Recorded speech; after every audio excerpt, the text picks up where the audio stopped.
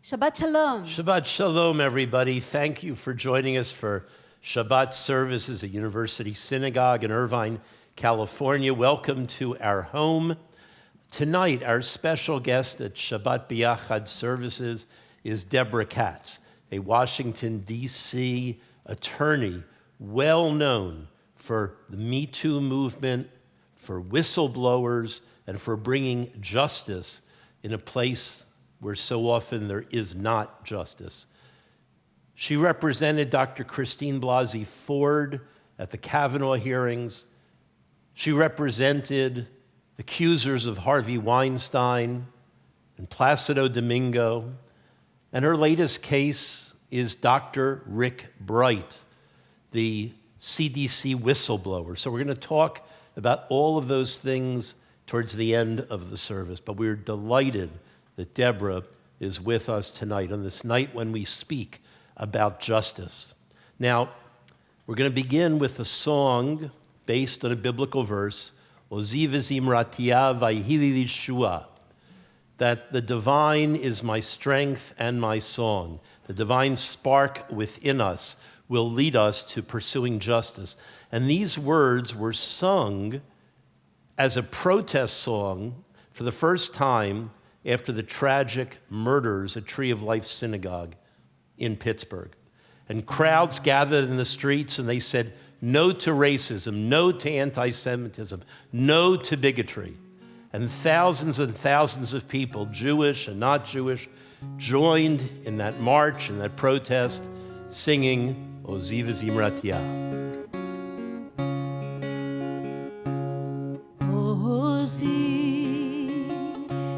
Zimratia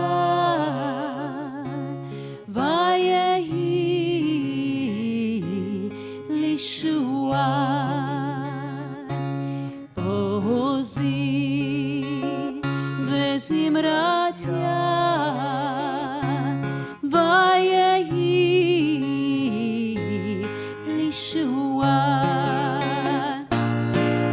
Ozi vezimratia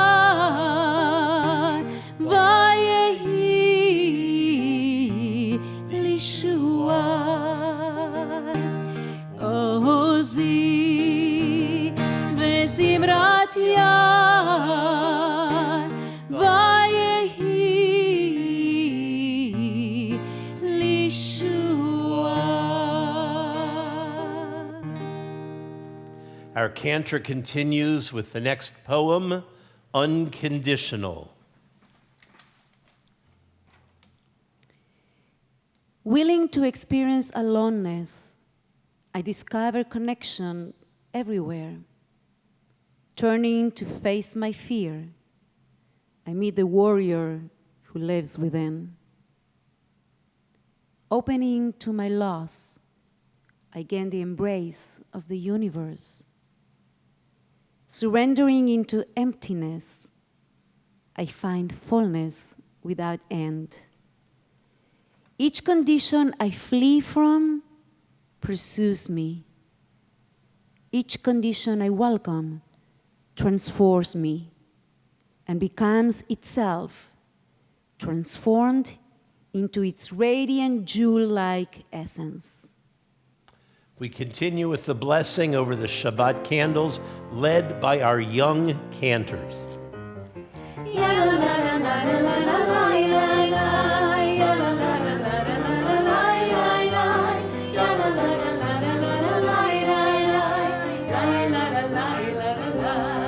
Baruch atah Adonai Eloheinu, Eloheinu, melech haolam.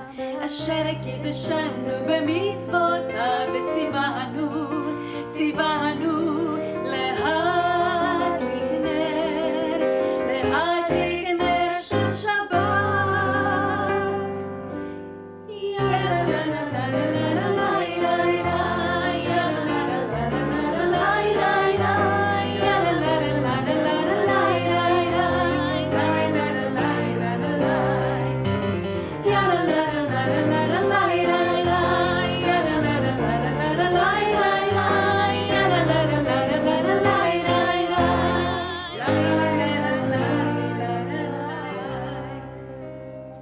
we join together for Shalom Lechem, page 1 in our prayer books. If you haven't downloaded the prayer book, it's right above the place of the service on our homepage. Shalom Aleichem, Malachi Asharet, Malachi Elyon, Melech Malchei Amlachim, HaKadosh Baruch Hu. Shalom Aleichem, Malachi Asharet, Malachi Elyon, Melech Malchei Amlachim, HaKadosh Baruch Hu. Boachem LeShalom, Malachi Ashalom, Malachi Elyon, Melech Malchei Amlachim, HaKadosh Baruch Hu. Baruchuni LeShalom, Malachi Ashalom, Malachi Elyon, Melech Malchei Amlachim, HaKadosh Baruch Hu. Baruchuni LeShalom, Malachi Ashalom, Malachi Elyon, Melech Malchei Amlachim, HaKadosh Baruch Hu. Tzeitkhem LeShalom, Malachi Ashalom, Malachi Elyon, Melech Malchei Amlachim, HaKadosh Baruch Hu. Shalom Aleichem, Malachi Asharet, Malachi Elyon, Melech Malchei Amlachim, HaKadosh Baruch Hu. Shalom Aleichem, Malachi Asharet, Malachi Elyon, Melech Malchei Amlachim, HaKadosh Baruch Hu. Shabbat Shalom to Shabbat everyone. Shalom, Wish those everybody. around you Shabbat Shalom. Shabbat If you're Shalom. alone tonight, wish us Shabbat Shalom. We wish you Shabbat Shalom, and we're so glad that everyone is gathered together with us for Shabbat. The next reading, a series of selections from the Talmud, reminds us about our responsibility to not only recognize injustice, but to work against injustice. If one could have influenced his or her household and failed to speak out, he or she is implicated in household misdeeds. In the case of one city, the same holds true. If one could have influenced others by speaking out, but instead maintained silence, she or he is implicated in communal misdeeds. With public officials, the same holds true. By acquiescence through silence, one bears responsibility. Yet further to the ends of the earth itself, this responsibility extends. We must attempt, by clear and forthright speech and action, to prevent that from happening. A tzaddik was going to warn the people of Sodom and Gomorrah that they should turn from their evil ways. A person mocked him, "But your words will never change their ways." "I know," replied the tzaddik, "but my words will prevent me from becoming one of them." The first two readings from the Talmud, the third from a Hasidic source. We now turn to Lecha Dodi, bottom of page 1, as we welcome in the Shabbat Queen. Lecha Dodi, likrat kala, b'nei Shabbat nekabela. Lecha Dodi, likrat kala, b'nei Shabbat nekabela. שמור וזכור בדיבור אחד, השמיענו אל המיוחד, אדוני אחד ושמו אחד, לשם ולתפארת ולתהילה. לך דודי לקראת כלה, בני שבת מקבלה. לך דודי לקראת כלה, בני שבת מקבלה. לקראת שבת לכו ונלכה, כי מקור הברכה, מרש מקדם נסוכה, סוף מעשה במחשבה תחילה, לך דודי לקראת כלה, בני שבת נקבלה, לך דודי לקראת כלה, בני שבת נקבלה. We turn to the doorway, to the open doorway. We welcome in the Shabbat Queen, transforming our lives. Shabbat is an opportunity to step out of the mundane, to step into a parallel universe, to feel within ourselves different, to feel that we don't have to yield to the world outside, but to yield to the more authentic world within, to hear the voice of injustice and meet that voice with our voice proclaiming justice, just like the prophets of old. Realizing that we can use this time not only for recreation on Shabbat, but for also recreation. We welcome in the Queen, Boi v'Shalom. Boi v'Shalom, עטרת בעלה, גם בשמחה ובצהלה, תוך אמונה עם סגולה, בואי חלה, בואי חלה, לך דודי לקראת כלה, בני שבת נקבלה, לך דודי לקראת כלה, בני שבת נקבלה. We join on page 2 with our young cantors. Please rise for Baruch Hu.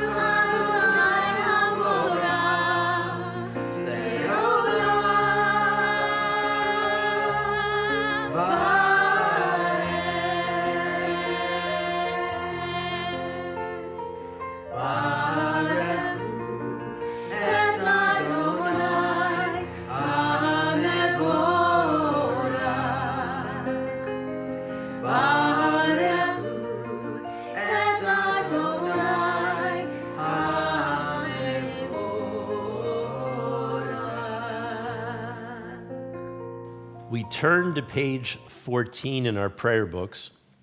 You'll see on the right side the words Kol Haolam Kulo Gesher Tsar Me'od. The whole world is a very narrow bridge, and the most important thing is not to be afraid.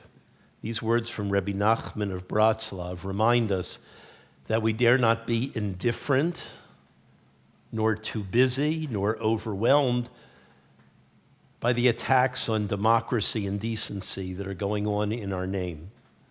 We need to stand up. We need to be vocal. We need to get, in the words of the late Congressman John Lewis, into good trouble. These words remind us, never, never be afraid. כל העולם כולו גשר צר מאוד, גשר צר מאוד, גשר צר מאוד, כל העולם כולו גשר צר מאוד, גשר צר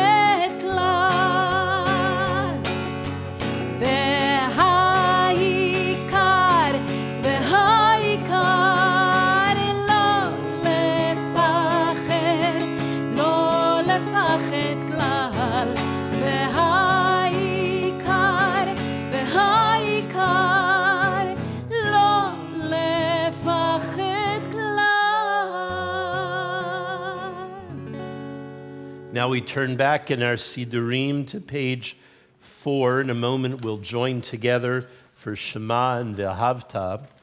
Let's close our eyes for a few moments of kavanah, focusing and meditation before the Shema.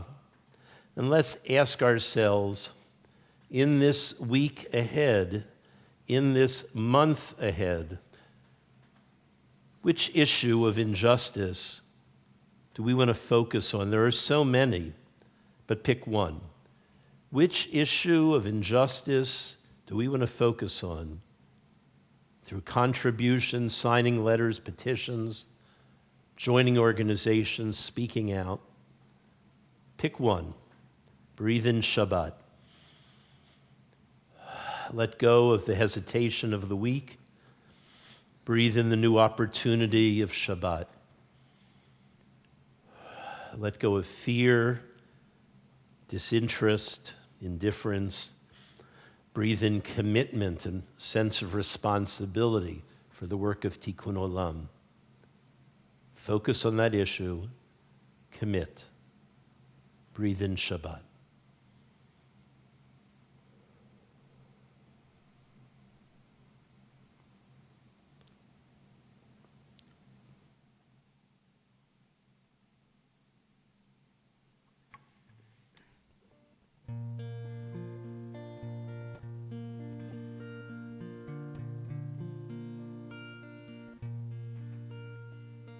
Shema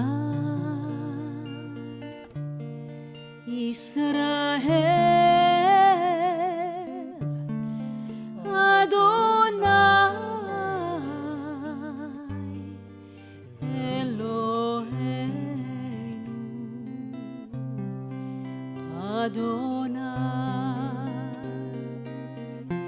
Adonai Echad Baruch Shem Kevod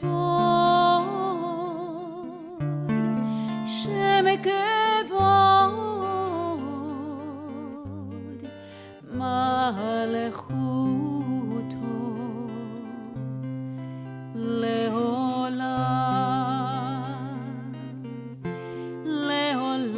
Evaed.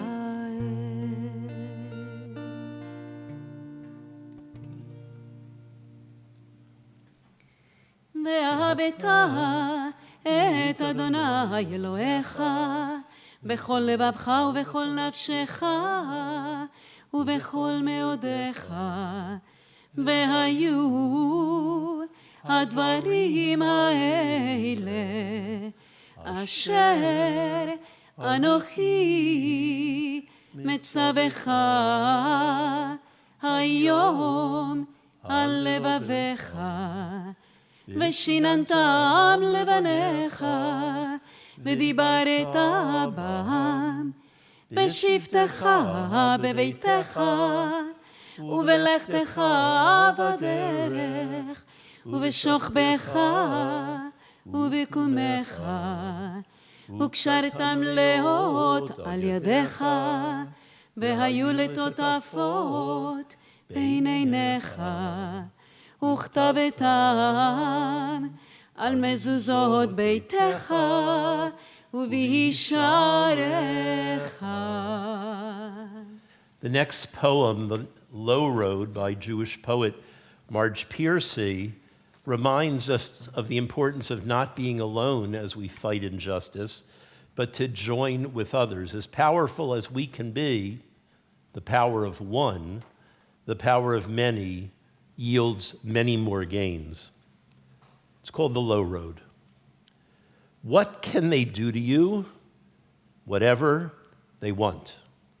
They can set you up, they can bust you, they can break your fingers, they can burn your brain with electricity, blur you with drugs till you can't walk, can't remember.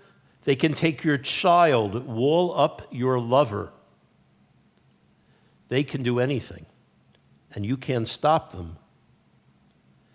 How can you stop them? Alone, you can fight, you can refuse, you can take what revenge you can, but they they will roll over you. But two people fighting back to back can cut through a mob. A snake-dancing file can break a cordon. An army can meet an army. Two people can keep each other sane, can give support, conviction, love, massage, hope, and sex. Three people are a delegation, a committee, a wedge. With four, you can play bridge and start an organization. With six, you can rent a whole house, eat pie for dinner with no seconds, and hold a fundraising party. A dozen make a demonstration. 100 fill a hall. 1,000 have solidarity and your own newsletter. 10,000 have power and your own paper. 100,000 your own media. 10 million your own country. It goes on one at a time. It starts when you care to act. It starts when you do it again and they say no. It starts when you say we and know who you mean. And each day you mean once more. These words come from the labor organizer and songwriter from North Carolina, Cy Kahn, the son of a rabbi. I knew his father very well, his father Ben Kahn. And Cy is one of the most optimistic and dedicated people whom I know. You know what they say about pessimists? A pessimist will never be disappointed because they just don't expect things to go well. But optimists do, and optimists fight to make it happen. What will I leave behind?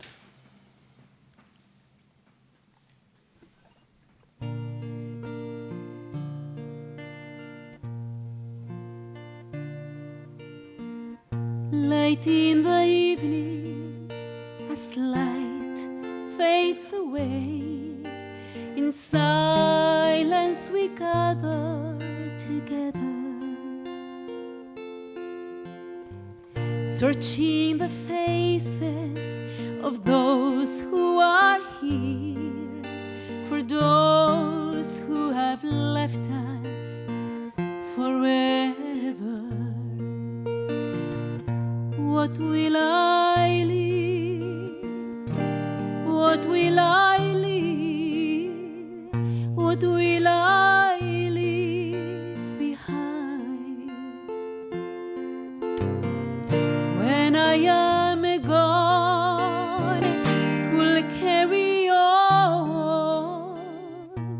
What will I leave behind?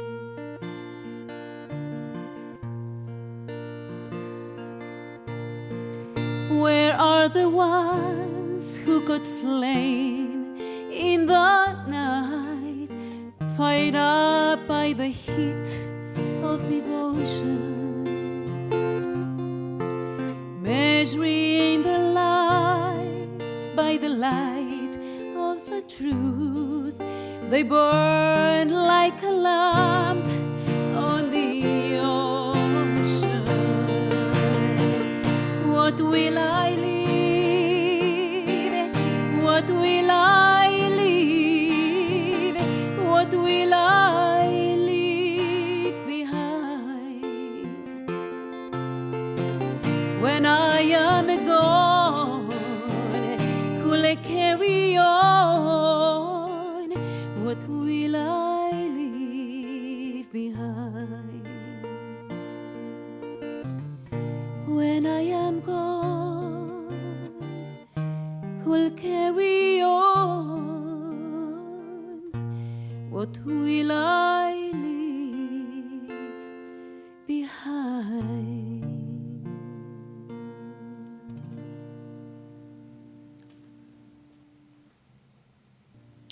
We think of those who are facing health challenges. We wish them refuah shlema.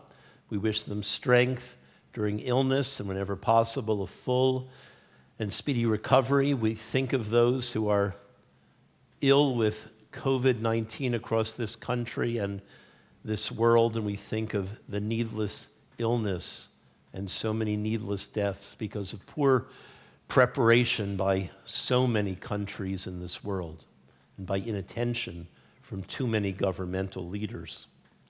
And we know that we have a responsibility, social distancing, washing our hands, and making sure that our children, our grandchildren, our friends, our neighbors, and colleagues hear what we have to say, that we don't just passively accept their decisions where they can be enablers.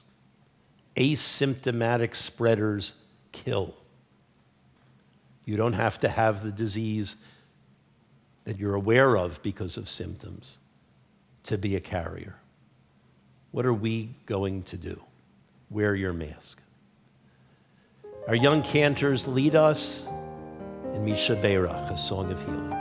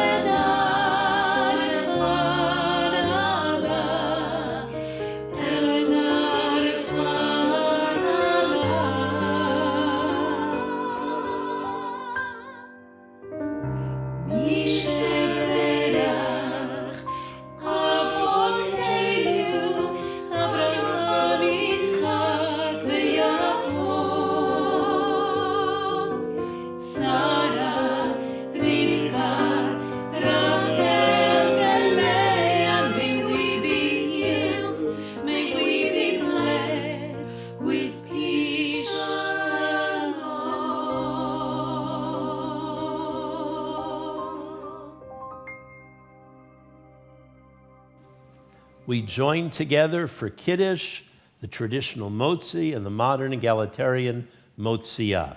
Baruch atah Adonai Eloheinu melech haolam, borei peri hagafen. L'chaim. Baruch atah Adonai Eloheinu melech haolam, hamotzi lechem min haaretz, nevarech et ein hachayim, hamotziyah lechem min haaretz.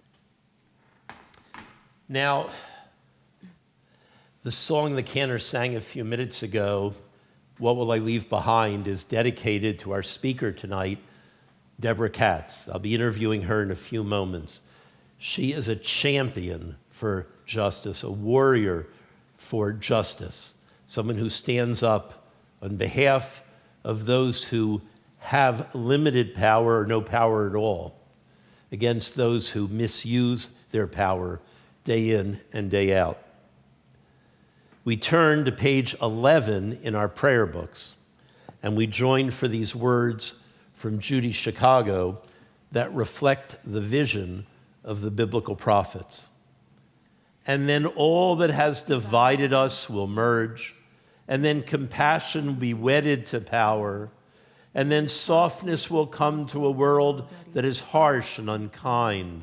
And then both men and women will be gentle, and then both women and men will be strong. And then no person will be subject to another's will. And then all be rich and free and varied, and then the greed of some will give way to the needs of many. And then all will share equally in the earth's abundance. And then all will care for the sick and the weak and the old. And then all will nourish the young. And then all will cherish life's creatures. And then all will live in harmony with each other in the earth. And then everywhere will be called Eden once again. Please rise on that same page, page 11, for Kaddish Yatom, Mourner's Kaddish.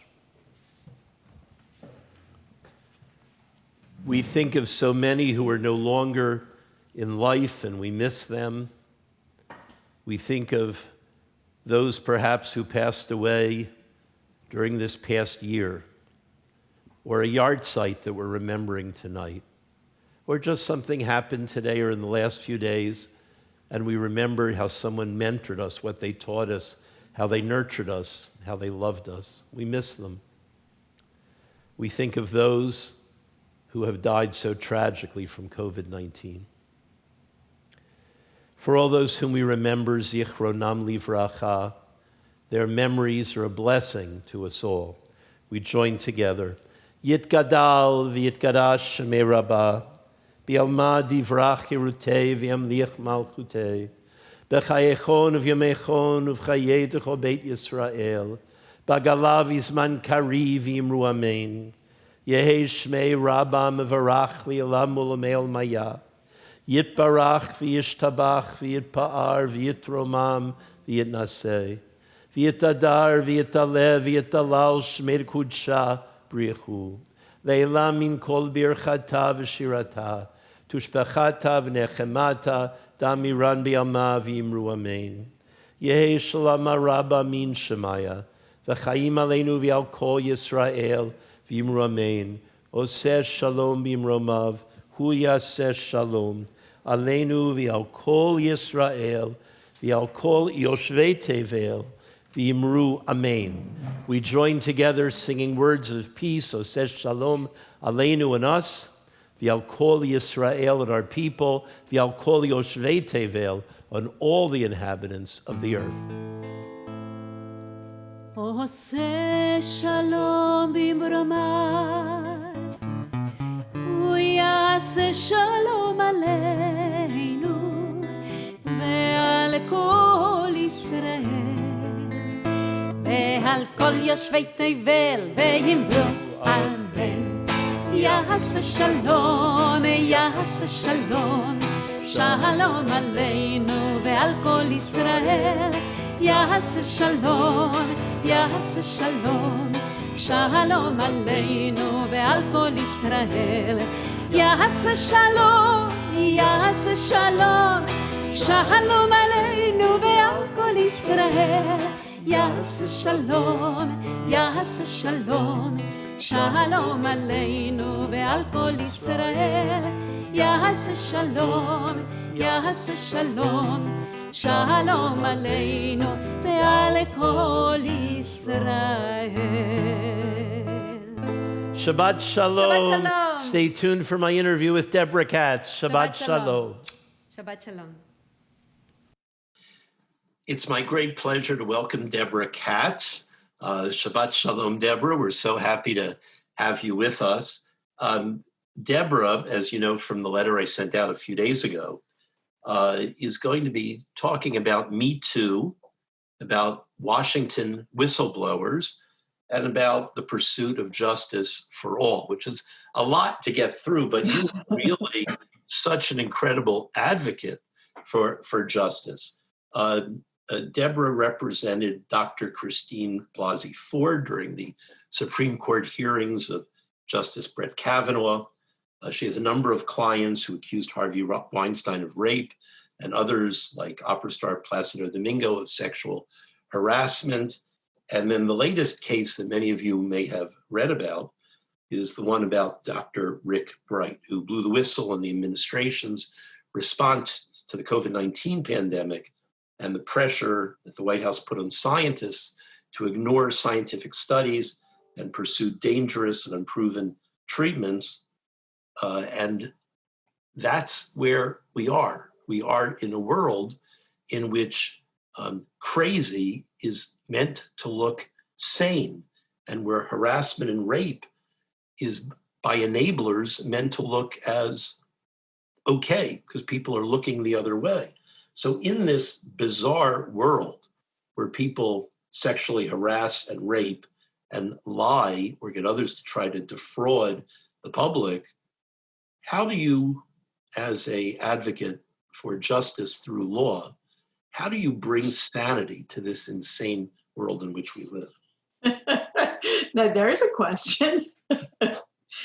I think one of the best ways to respond to the injustices of the world is to expose it and fight it. Without transparency, there's no accountability. And we go through really dark periods. We're in one now. But even in the darkest periods, you can have really progressive and important social movements, the Me Too movement being one, most recently Black Lives Matters movement. But we're living in very repressive times. And even within that time, you have people in the Me Too movement finally coming together and saying enough is enough. And I think perversely, it was the election of Donald Trump, where the day after the inauguration, you had millions and millions of people marching on every single continent of the world saying no to sexual violence and saying this is not acceptable.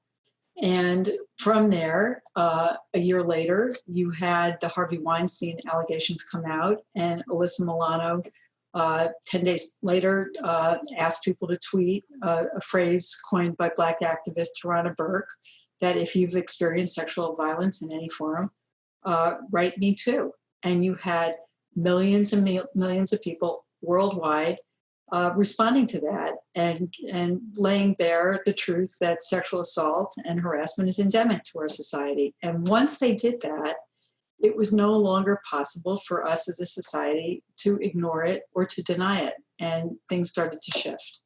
You know, there are so many enablers, right? I mean, think of all the people that surrounded Harvey Weinstein. Yes. And the jokes at award television shows were probably over meals in Hollywood, where people said, like, you know, oh, Harvey's always has a woman by his side. Or, right. You know, I mean, this is what is really disturbing. In some ways, I don't want to say more than the criminals, but the societal enabling that jokes about such things or thinks it's okay because somebody's important. That one person who has power matters and the other person is peripheral and marginal. Right. Well, it has always been that people with power have certain privilege, and they've always taken as a prerogative their ability to sexually harass and mistreat subordinate women. And that has happened, I imagine, from time immemorial. But you are right. It could not happen without people who enable it. In Harvey Weinstein's case, you had people who brought women up to the hotel rooms for him. You had lawyers who paid settlements when things came out. You had PR firms. You had Black Cube, which was a former Mossad operation, investigating and harassing and terrifying journalists and the women. And this was all a coordinated effort to protect this man who was a known rapist and assaulter. Yeah, and you know, we are really just starting, as you said, with the Me Too movement to kind of bring the general population along to realizing that there's something wrong with this kind of behavior. But we have lots of precedents. You know, your client was Christine Blasey Ford, but I also remember the Anita Hill hearings, Clarence Thomas, and you know, the outrageous behavior that she accused him of. And the Senate, even good people in the Senate, thought that should not disqualify him. And then flash forward, we get Christine Blasey Ford, and people say, he was in high school, you know.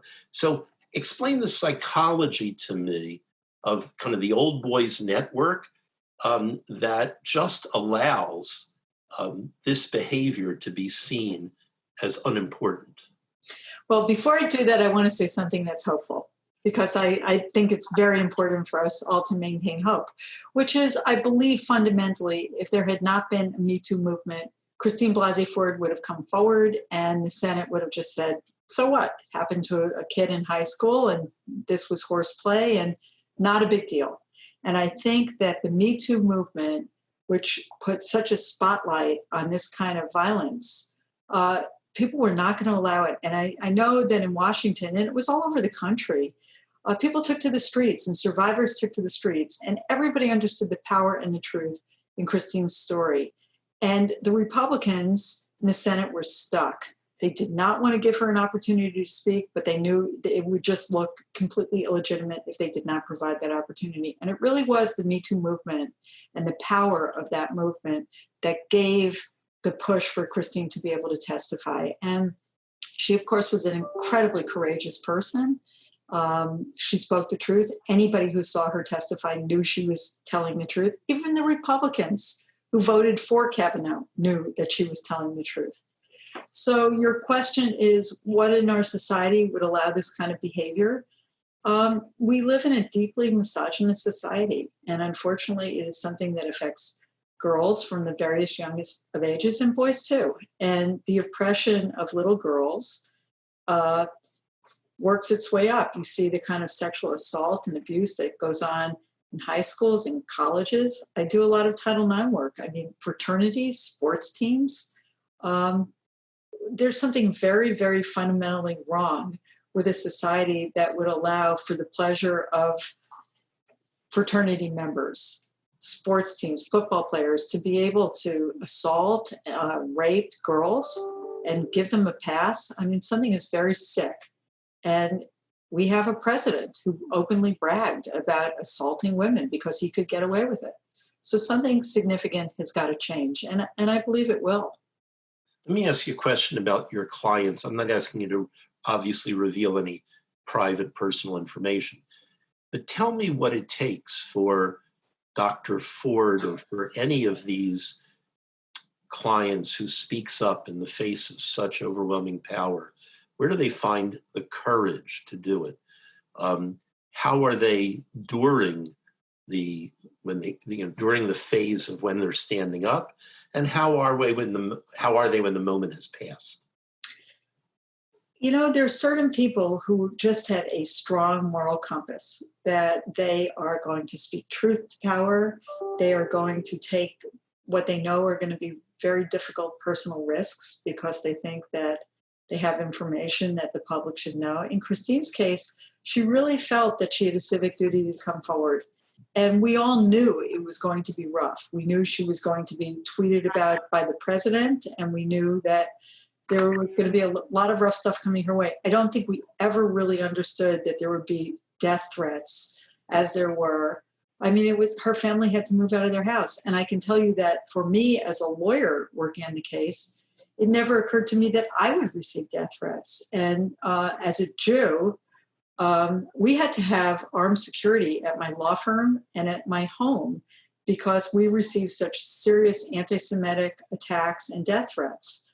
I would do it again in a heartbeat, but you have to be very brave to do this kind of thing. So what motivates somebody like Christine to come forward? It's just a strong sense of right and wrong. With Dr. Bright, he knew that by exposing this administration's chaotic and reckless response to COVID-19, that he was going to be attacked by the president. That's a hard thing to know you're going to be attacked by the president because he is the worst bully and he unleashes legions of bullies all over the country. I mean, and Rick just felt that the stakes were too high to stay quiet. And I think he did a massive public service by exposing the lack of masks and other PPEs and syringes and swabs and speaking out against hydroxychloroquine, which the president is still promoting, even though it is completely fake science. So tell me that what makes, and I realize this has a lot to do with people's particular personality and positions in society, but there's a kind of a spectrum with Fauci, Birx, and Redfield, right? Right. Fauci seems to be, of that spectrum, the most open and honest and unafraid. But then I put even further on that spectrum of courage is somebody like Rick Bright, or a few months ago, Alexander Vindman. People like that who are really risking their positions, might have to go through litigation, have a lifetime of investment in their profession, love their country, and they can be dismissed or denigrated at the drop of a hat. And then they have to spend tremendous time, energy, money to kind of get their lives back. And they don't ever really get their lives back. It is a life-altering experience. Every time Dr. Ford moves forward to get her life back, something happens. So Tara Reid comes out and makes allegations about Biden. And then every journalist in the world is running around and saying, well, everybody listened to Christine Ford. Why are they not listening to Tara Reid? Her name just is always in the public domain. And, you know, the particularly in this internet age, I mean, Anita Hill did an unbelievably courageous thing, but she didn't have trolls on the internet and social media going after her in a way that anybody who comes forward right now is going to be subject to that kind of attack. And it's cruel and it's horrible and it's frightening. It really is frightening. People are really vicious. How do you tell a client that it's worth it? Or how do you help them assess whether it's worth it? I mean, you know, you have this sense of justice. You want to repair the society. You want to do the work of tikkun olam, make a better world. But you've got a person here, perhaps is very well-meaning, but you kind of know from your experience the hell that they're going to go through, you know, if they go ahead with this. How do you counsel them, you know, honestly, openly, therapeutically, morally, to take this giant step, to do the right thing, but to also know in advance the consequences? Well, you're absolutely right. Everything that you said. And these are not unsophisticated people. They see it play out. They know the power of Fox. They know the power of Trump when he starts getting on a mission. I mean, here is Rick Bright, a really moral, good man, who the president is saying he's a creep and that he doesn't deserve a position in the federal government. I mean, what a horrible thing. I mean, he is the nation's leading pandemic expert who has been sidelined, and he's not getting to do that work. Imagine spending your whole life being ready for this moment and being deprived of an opportunity to do this that will benefit all of us. So you counsel clients and you say, what if you decide to do this? We will do everything that we can to protect you legally. We will put together a team, a communications team to protect you that way. We will put together a security team to protect you that way. But at the end of the day, you are walking into something that is going to have a life of its own. And I really try to let clients know that if they take that step, we will fight like hell for them. And we do. And many, you know, there are many staunch advocates who will do that for people. But it's, at the end of the day, it's Dr. Ford who's sitting there with her hand up. I can sit by her side and be her lawyer, but I'm not going to be the person at the end of the day who's subject to those same type of attacks. So you've got to be extremely brave, and you've got to have a big picture of what's at stake and what you can accomplish there. And Dr. Bright certainly knew that his career was going to end, but given the magnitude of what was at risk, you know, when you think about it, this administration is denying that COVID is in this country. And Rick Bright is attending meetings and saying, COVID is here. It's here. We're not going to contain it at our borders, which is what Trump and Azar were saying, even though it was already in our country. And he said, we have to protect medical workers and we've got to take this seriously. And for that, he winds up without a job. But he exposed what the administration was doing. And, you know, thank God he did. He's a very moral man.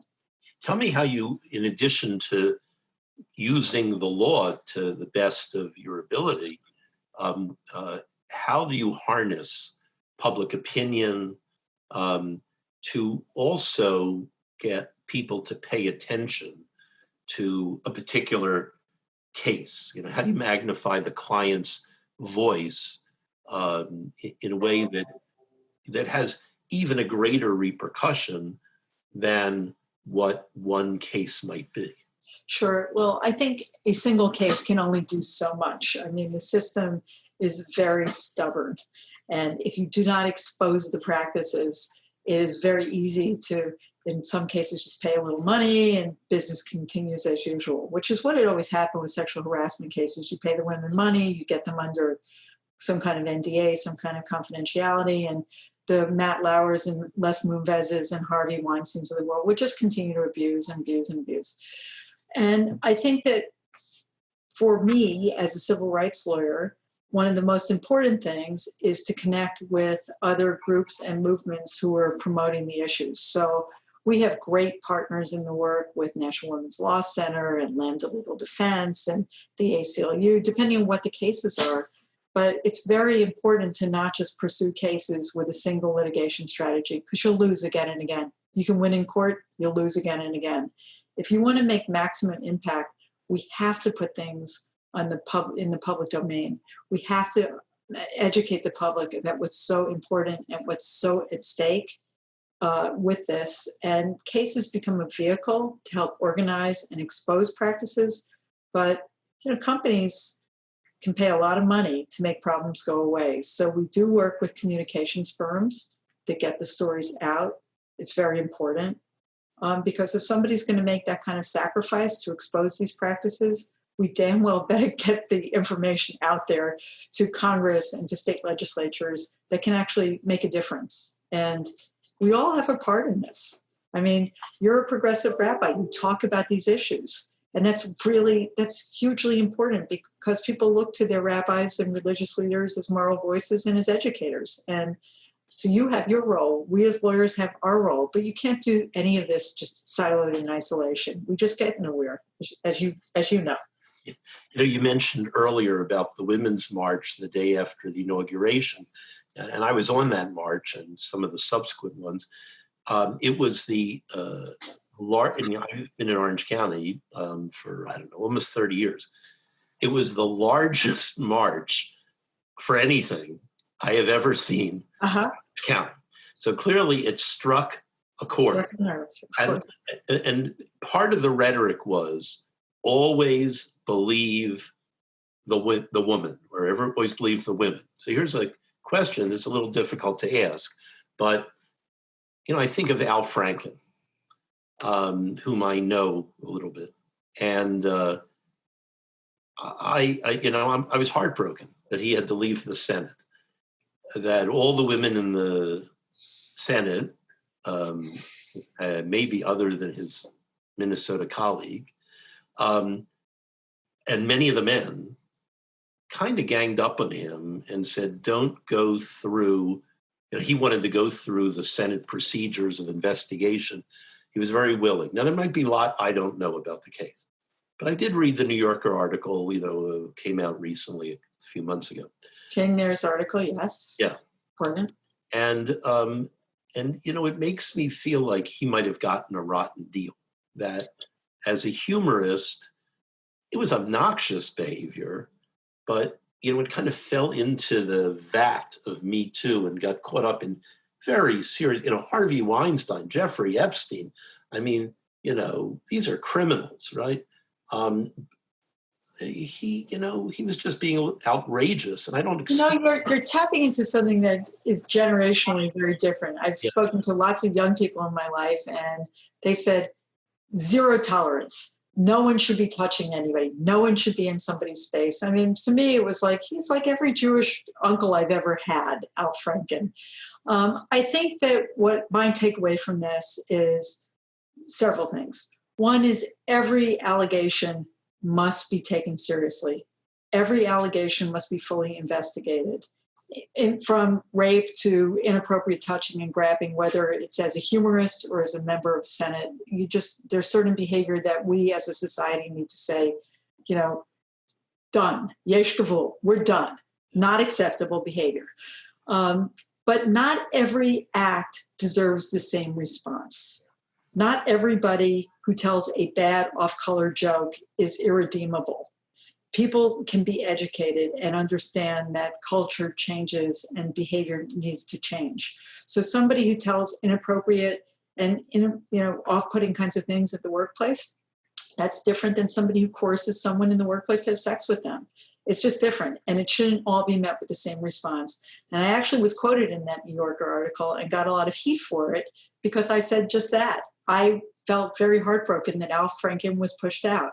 And there was no process to go through the ethics inquiry in the Senate. I have brought cases against members of Congress and ousted them because they actually did sexually harass people.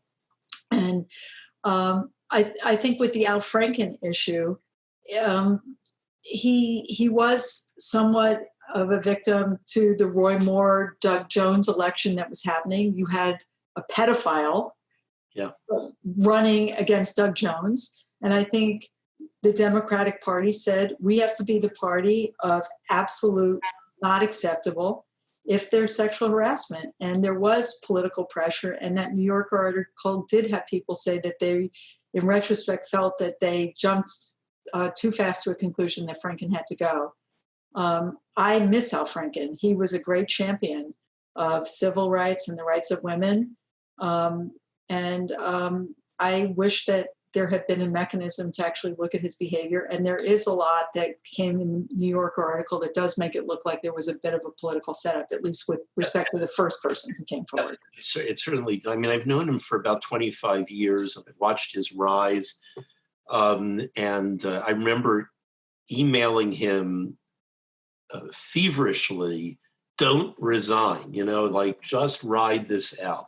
And I was, I think he was trying to do the right thing, but also under tremendous pressure. And I'm glad to hear you say that every accusation has to be acknowledged and investigated, but the punishment can't be the same. So I want to ask you one final question. Sure. I guess I didn't remember your name from the article because I didn't know you then, but I'll tell you, now having known you since February or so, I see your name in the paper all the time. So here's my final question. So what made you the advocate for justice that you are? Family, school, what experiences in life made you decide to devote your life to this?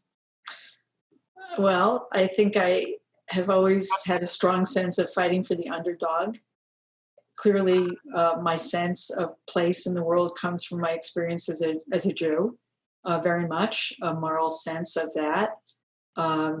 Certainly lessons from my mother and my father about speaking out. My mother gave me a copy of Henry David Thoreau when I was really little, and she always encouraged me to speak out. And I always have spoken out, and I will always speak out and fight for the underdog. But it really did just come from a sense of the world that I wanted to live in and felt that we can create a just world, and we don't have one. And that was always clear to me as a young person. And that's been my lifelong commitment. And it's, I can't imagine any work that's more essential than what I get to do. It's a huge privilege that people come to us and trust us with these kind of issues. Well, I have to, first of all, thank you so much for doing the interview tonight. Thank you for your work. It is so crucially important. And I have to thank you because I've loved coming to your synagogue, which Jackie Berner has brought me to your synagogue. But I also have to thank Jackie because there was no way I was not going to do this interview. So she's a great recruitment tool for your synagogue. Well, I will send Jackie an email and thank her as well. Debra, I look forward to thank you in the future when we're not all. I look forward to that as well. I loved being with you for the high holidays, and I hope to sometime soon. That's great. Shabbat Shalom. Thank you so much. Bye.